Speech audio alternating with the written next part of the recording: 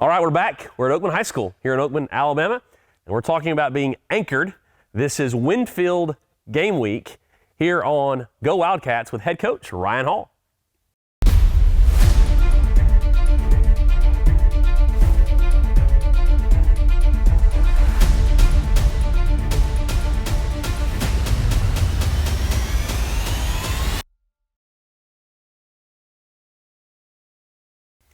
Okay, Coach, we've talked a couple weeks ago, in the past several weeks, about toughness, relentlessness, and how we need to be as a team and in life consistently relentless, like the waves on the shore. But we also recognize that in sports and in life, we're often on the receiving end of adversity and difficult times, that those waves come at us constantly. So let's talk about this aspect of being anchored as a part of our toughness. Yeah, I mean, I think that it's not just in the tough times, but even in the good times, being anchored is critical into consistently growing and, you know, becoming complete, becoming who you're supposed to be, you know, at the end of the year with a team or, you know, as a young man or whatever we're talking about. And so it's what anchors you, what holds you together in those moments. And for us as a team, you know, we go back through all those things we've been talking about: discipline, toughness, love, humility, effort. Those 5 things are kind of what we're constantly talking to our players about. You know, discipline, doing the right thing. Even when there's this voice, there's always going to be this voice that's telling you not to. Can you stay anchored in that, you know, in the moments of difficulty? And even more importantly, I think, when everything's going good. We won 3 in a row, we lost 3 in a row.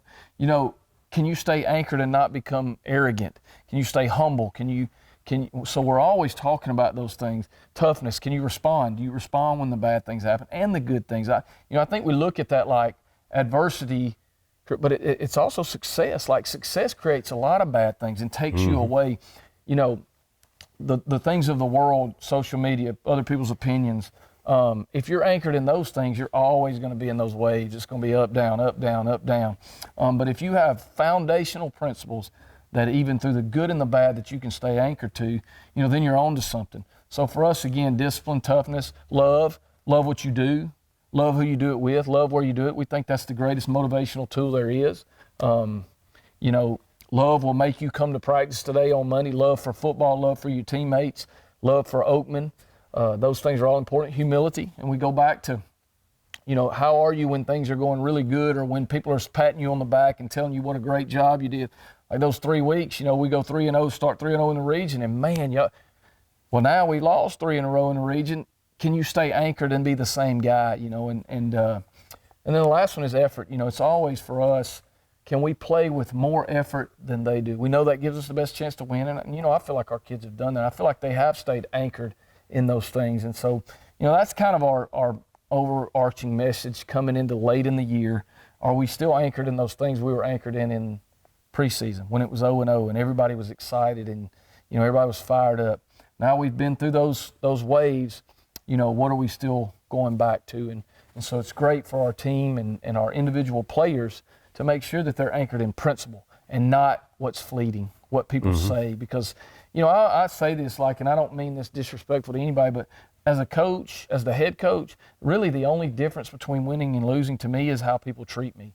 I mean, that's just true. Like, when we win, I don't have time to run around and celebrate and hug. You know, I have to go in and make sure that 40 kids get back to the locker room, get dressed, get out of here safely, and then immediately I'm on to the next game.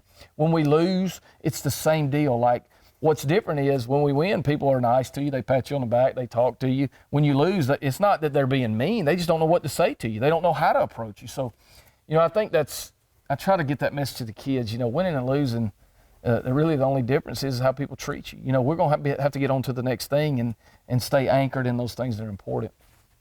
All right, very, very good. So the idea is connection to something bigger, stronger, more lasting than the fleeting moment. Powerful concept for all of us to be sure that we're anchored, something greater. Keep watching. We'll break down some film with Coach in a moment, and we'll preview this week's game, tomorrow night's game on the road at Winfield.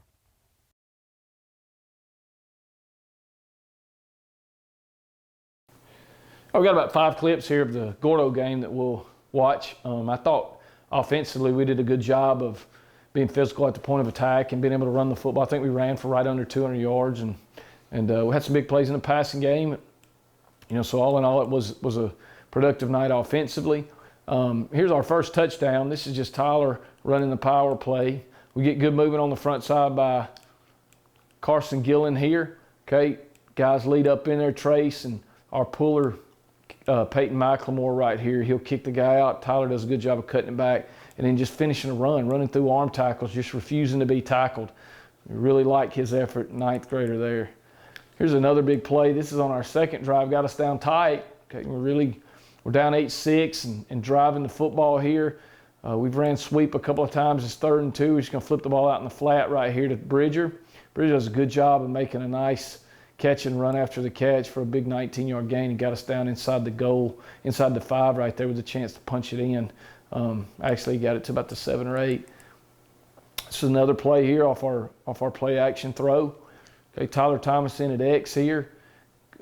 Could have done a little bit better job of that play action fake to hold those backers. All we're trying to do on that fake is get those backers to kind of fit down. So we're pulling some people the wrong way, getting those backers crossed up. You can see them, they get confused a little bit. Trace does a good job of getting outside the pocket and staying with the play right there long enough to let Tyler get open downfield. And again, second half right here, we're driving down in the red zone with the score 16-6. Second chance to punch it in and just couldn't score when we got in the red zone. Here's our second touchdown. This is Trace. Again, same play as the first one. We're right on about the 4-yard line and going to run power. Just a good job of keeping your feet moving. Had to bounce it a little bit as later on in the game, they were doing a really good job of putting a bunch of people right here in C-gap. Really probably had some opportunities to run weak right there, but power play is always good, especially if you got a back that'll keep his feet moving right there and just kind of push it in the end zone. Good job by Trace. Had one little defensive highlight here. Guy play coming off the edge right here. They're checking the play. Really, really good job. I think it's going to be Luke Martin here coming off the edge and making a good play on the back there on the handoff for a -3 loss. I thought there were times we played really good up front on defense. And then you can see we got good push right there. If you watch in the middle, we're resetting the line of scrimmage back. But with their speed, if they made one guy miss, it was hard to stay in the play and kind of finish it. So really like that little freshman right here, 19. He's getting after their receiver, just competitive. He had a couple of interception on a 2-point conversion and a pass breakup. So a lot of things to look at and pull from as we continue down the path of trying to become the best team that we can become.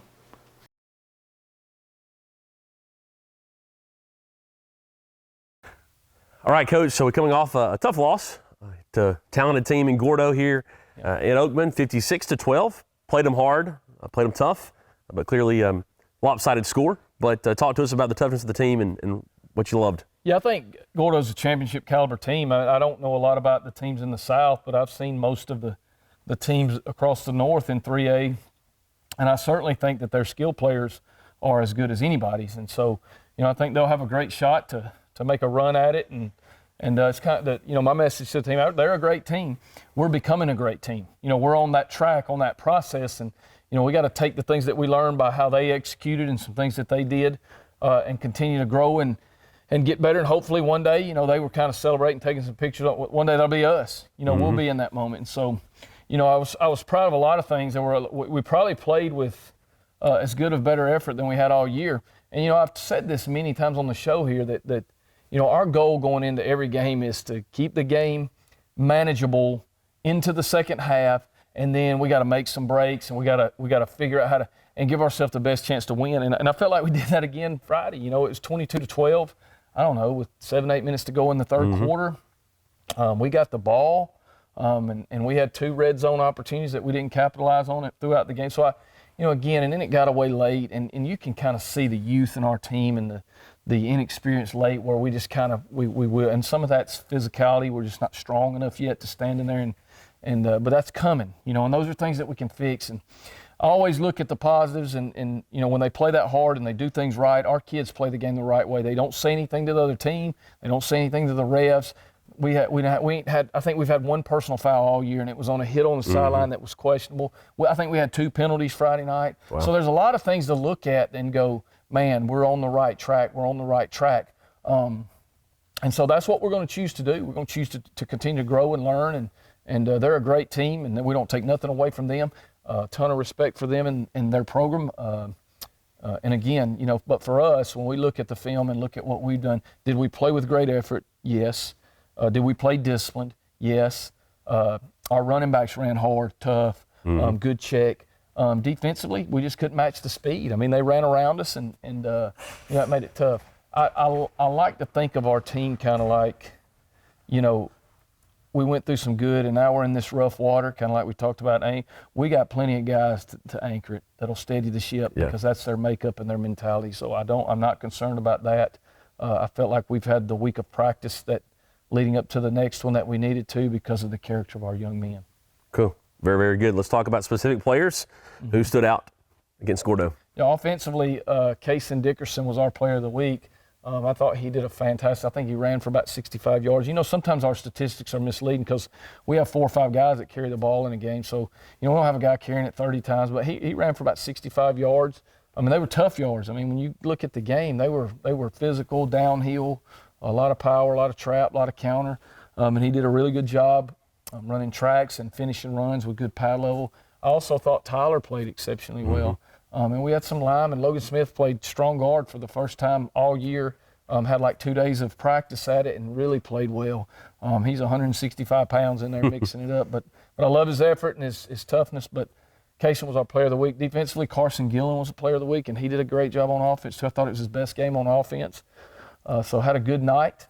I think he graded really high on defense. Coach Painter and those guys were really pleased with how he played. Now our do the work player goes to Jaden Moore. He's a 10th grader that hasn't played a lot yet this year, but I thought he had a fantastic week of practice. We had our best 2 days of practice last week on Tuesday and Wednesday. It was physical, it was tough, and it was almost like a game scenario. We went full live tackle to the ground on Tuesday and just really tried to get after each other a good bit. And Jaden went in there and mixed it up and played with some toughness, and so we're looking for him to grow. And we're always looking for those things throughout a year. When you're going through these rough patches, you got to look and say, well, who's getting better? 19, Xavier Frazee. Yeah, made a play. He made a play had a pick on a 2-point conversion and then batted one down. That's a 9th grader that he's just, his improvement over the years has been amazing. So a lot of things to be excited about. No, we're not happy with the score, and we're not ever going to be happy with those things. But I think you got to look deeper than that and find positives and find guys who are improving. I think we got a lot of guys improving. That's great. All right, season continues. 2 more games. One more road game at Winfield. So you talk about championship quality teams. You go from Gordo to another one of those in Winfield. Let's talk about what you face in the Pirates tomorrow night. Always going to be a tough opponent. And Coach McKinney, one of his trademarks is those kids are going to play snap the whistle hard. They'll play harder than anybody we've played this year for longer. And you have to be ready because that's a different mind. A lot of times you engage in a block and that guy will let up and you'll let up and y'all just play, that ain't them. They're going to go until the whistle sounds. Their running backs are going to run hard. He does a great job. They have a really good running back named Cook. I think 2 years ago we had a chance to beat him over there, got beat 42-35, and he just took over the game at the end. They got some speed. The Bankhead kid, the quarterback's like a 3-year starter. And on defense, they run around and pursue and just make it tough on you. So it'll be one of those battles. And again, like I've said all year, we'll try.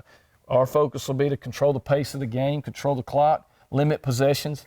And against Gordo, we had 62 offensive plays. They had 31. Wow. So, when you look at that, we're executing that. We just got to score in the red zone. So hopefully we can make some adjustments there. But another challenge. But, Fayette, Gordo, Winfield, that's only going to make us better. Those are tough games. And even go back to Winterboro. I thought Winterboro was an athletic team that was big and strong. And, there was a lot of improvement from that week to the Fayette week. So that's what we're looking at.